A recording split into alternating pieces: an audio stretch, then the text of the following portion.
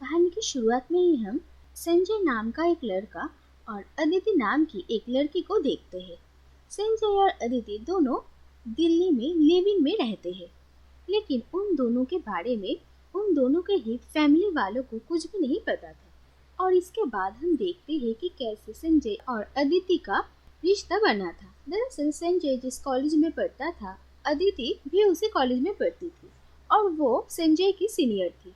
और अदिति और उसके फ्रेंड्स संजय का अक्सर रैगिंग किया करते थे और अदिति अपना सारा कॉलेज का काम संजय से करवाती थी। लेकिन ऐसे ही चलते चलते धीरे धीरे संजय और अदिति दोनों ही एक दूसरे को पसंद करने लगते हैं और फिर वो दोनों एक दूसरे से प्यार करने लगते हैं। इसके बाद अदिति अपना कॉलेज का कोर्स खत्म करके एक ऑफिस में जॉब करने लगती है और जब संजय का भी कॉलेज खत्म होता है तब उसे भी अदिति के ऑफिस में ही जॉब मिल जाता है और इसके बाद ही वो लोग एक अपार्टमेंट में ही शिफ्ट हो जाते हैं और तब से ही वो दोनों एक साथ ही रह रहे हैं।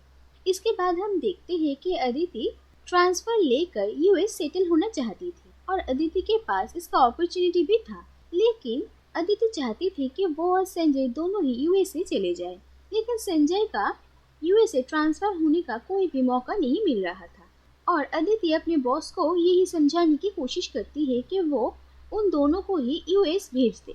इसके बाद ही देखते हैं कि संजय को उसके पापा कॉल करते हैं और उसे अर्जेंटली घर बुलाते हैं और अपने पापा के ऐसे घर बुलाने से संजय थोड़ा हैरान हो जाता है। संजय की फैमिली बिहार में रहती है और इसके बाद संजय को अपने घर जाना पड़ता है, लेकिन जाने से पहले संजय अदिति से कहता है कि वो इस बार उसकी फैमिली से उन दोनों की शादी के बारे में बात करेंगे।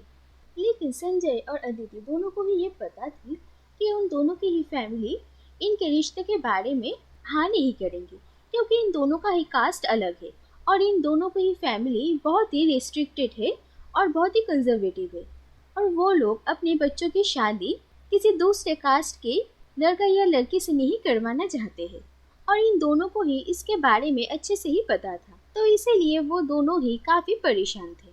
इसके बाद संजय अपने घर आ जाता है और घर आने के बाद संजय को पता चलता है कि उसकी बहन श्वेता किसी और कास्ट के लड़के के साथ भागकर शादी कर लिया है और इसी बात से पूरे घर वाले बहुत ही नाराज है। और संजय देखता है कि उसके पापा और उसके दादाजी श्वेता और उसके पति को ढूंढने की कोशिश कर रहे हैं और उन लोगों के मिलते ही वो लोग उन्हें मार डालेंगे। और संजय ये भी देखता है कि उसके घर में उसकी भी शादी की बात हो रही है, क्योंकि उन्हें डर है कि संजय भी किसी दूसरे कास्ट की लड़की के साथ ना शादी कर ले। लेकिन संजय उन लोगों को कहता है कि उसे शादी नहीं करनी और वो अदिति नाम की एक दूसरी लड़की से प्यार करता है। और ये बात सुनकर ही संजय के पूरे परिवार काफी गुस्सा हो जाते हैं और उसके दादाजी उस पर बंदूक भी तान देते हैं और संजय इन सारी बातों से काफी डर जाता है और उन लोगों से ये झूठ कह देता है कि लड़की उन्हीं के कास्ट की है और वो लोग बहुत अमीर है और उन्हें बहुत दहेज भी दिया जाएगा। और ये बातें सुनकर संजय के पापा और उसके दादाजी थोड़ा शांत होते हैं। दूसरी तरफ हम अदिति को देखते हैं। अदिति का बड़ा भाई एक बार चलाता है और वो उसी बार में अपने भाई से मिलने के लिए आती है। तो दूसरी तरफ देखा जाता है कि उसी बार में जुबिना नाम की एक लड़की होती है जो कि शराब के नशे में वहाँ पर हंगामा करना शुरू करती है। अदिति का भाई विवेक वहाँ पर आता है और जुबिना को शांत करने की कोशिश करता है, लेकिन जुबिना उसे किस करके वहाँ से चली जाती है और ये बात देखकर विवेक काफी हैरान हो जाता है। दूसरी तरफ संजय भी अब वापस आ गया था और वो अदिति को कहता है कि वो अब यूएस नहीं जा सकता, क्योंकि उसकी बहन के भागने के बाद उसकी माँ काफी अकेली पड़ गई है और वो काफी दुखी है, तो वो अब अपनी माँ को छोड़कर किसी अलग देश में जाकर नहीं रह सकता। दूसरी तरफ हम देखते हैं कि संजय थिएटर में एक्टिंग भी करता था और उसकी एक प्ले चल रही थी जहाँ पर उसके को एक्टर थी जुबिना नाम की वही लड़की जो अदिति के भाई की बाढ़ में थी। और संजय का प्ले चलते वक्त ही उसके दिमाग में एक आइडिया आता है और वो अदिति को इसके बारे में कहता है।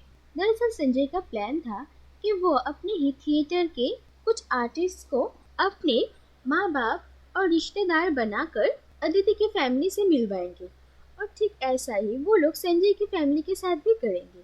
यानी कि जब अदिति के असली पेरेंट्स होंगे तब संजय के नकली पेरेंट्स उनसे मिलेंगे और जब संजय की असली फैमिली होगी तब अदिति के नकली पेरेंट्स उनसे मिलेंगे और उन लोगों के शादी की बात तय होगी। अदिति पहले संजय के इस आइडिया के खिलाफ थी, लेकिन धीरे धीरे अदिति को भी ये समझ में आता है कि उन लोगों के पास और कोई दूसरा रास्ता नहीं है। इसीलिए मजबूरन अदिति को भी राजी होना ही पड़ता है।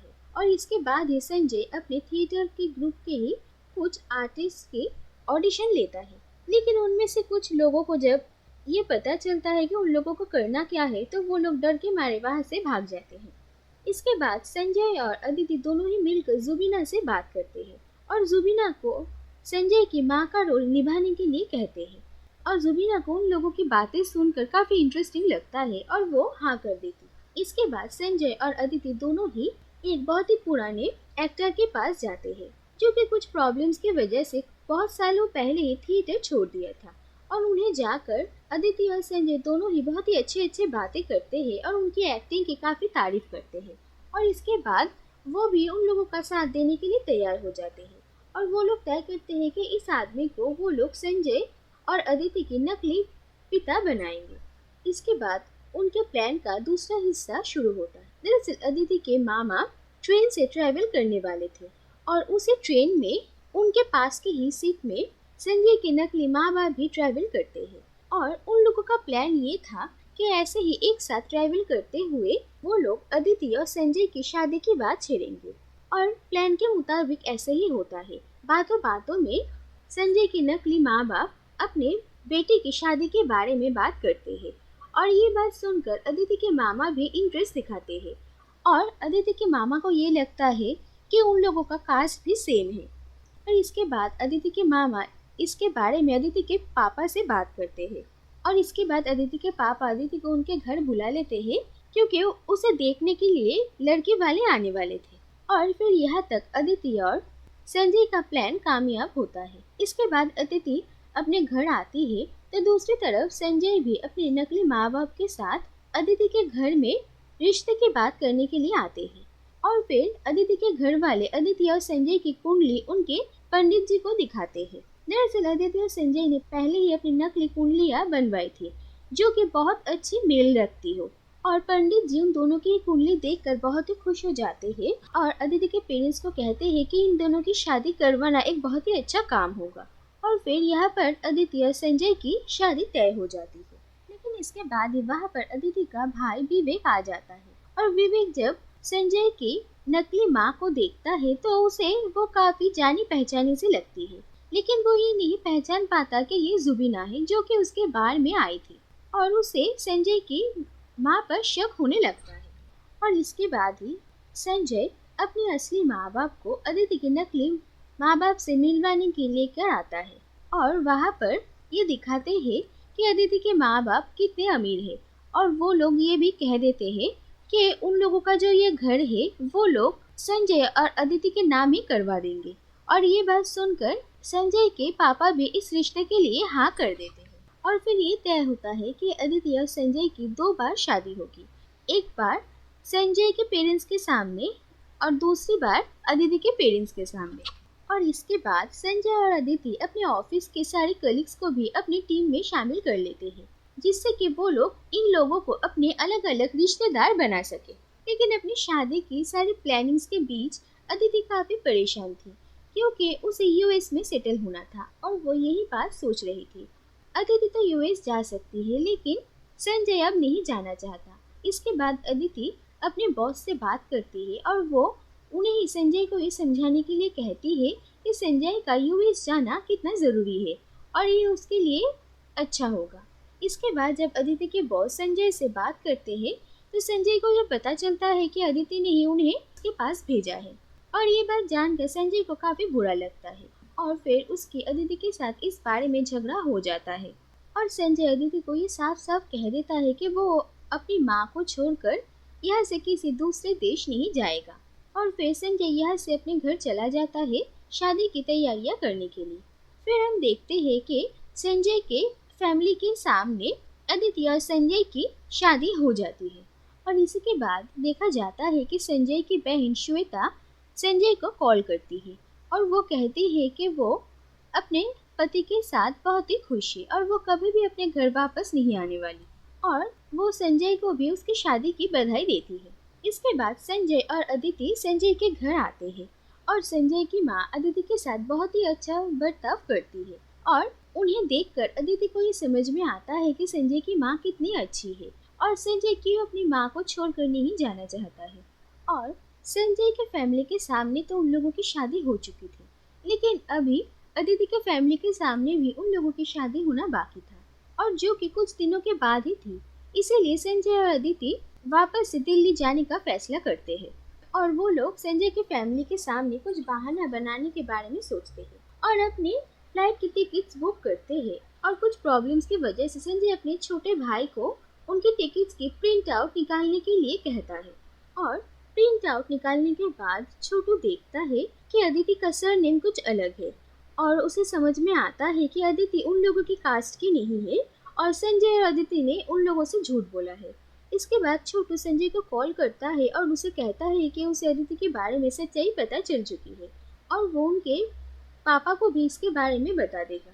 और ये बात सुनकर संजय काफी डर जाता है और वो तुरंत अदिति को लेकर चुपके से घर से भाग जाता है और इसके बाद वो दोनों दिल्ली चले आते हैं। लेकिन रास्ते में ही उनकी मुलाकात छोटू से हो जाती है और छोटू उन लोगों से कहता है कि उसने किसी से कुछ भी नहीं कहा है, लेकिन अदिति और संजय ऐसे अचानक घर से चले गए, इसीलिए संजय के पेरेंट्स काफी परेशान हो चुके थे। इसीलिए वो लोग अदिति के पेरेंट्स से मिलने के लिए चले आए हैं और ये बात सुनकर वो दोनों बहुत ही डर जाते हैं और वो लोग तुरंत घर पहुंचते हैं। और घर पहुंचने के बाद अदिति और संजय के पेरेंट्स से मिलते हैं और वो लोग उन्हें बहाना बनाते हैं अचानक उन लोगों की बॉस की मौत हो गई है, इसीलिए उन लोगों को ऐसे जल्दी जल्दी में वहां से निकलना पड़ा था।